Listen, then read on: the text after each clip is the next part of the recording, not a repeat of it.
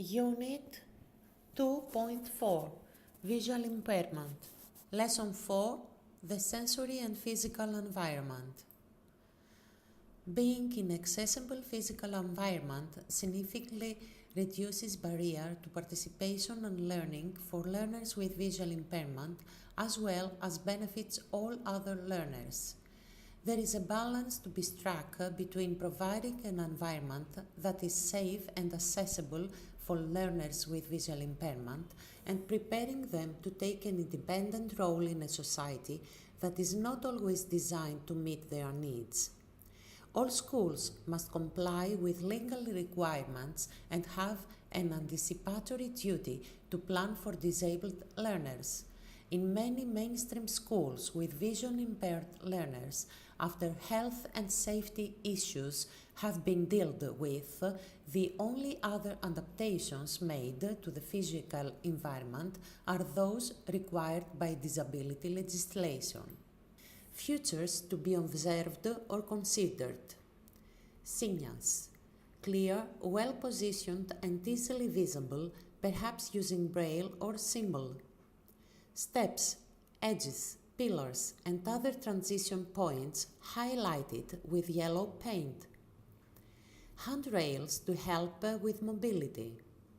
Tactile trails, dado rails or other textured materials and hand height that learners can follow to find the road to a particular location in school, for example, toilets, dining hall. Different floor coverings to different areas of the school to indicate a change of environment. Clear panels on doors so people can be seen approaching from the other side. A distinction between quiet and active areas in the playground. Sensory gardens. Well-maintained grounds free of obstructions. Corridors, cloakrooms and classrooms kept free of obstructions. Shaded areas for learners with light sensitivity.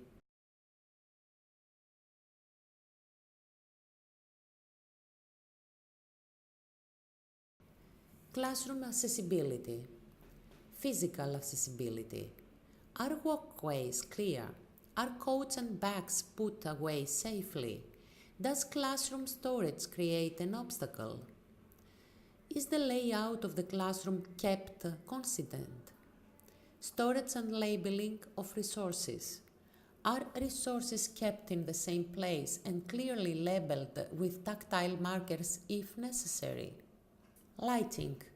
Is there good ambient lighting in the classroom?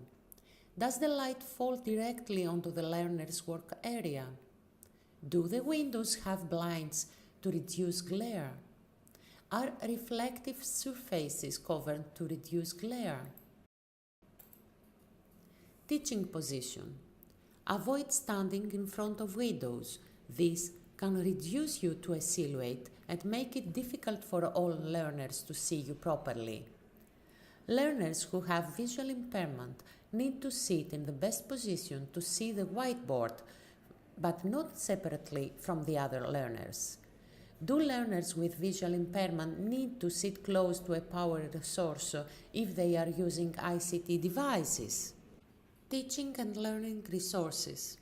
Are the print resources you use in appropriate format for learners? Consider print size, font and contrast. Do learners have a good reading position? Do you use real objects and artifacts to support your teaching? Do learners who use special equipment or large print resources have adequate space to work?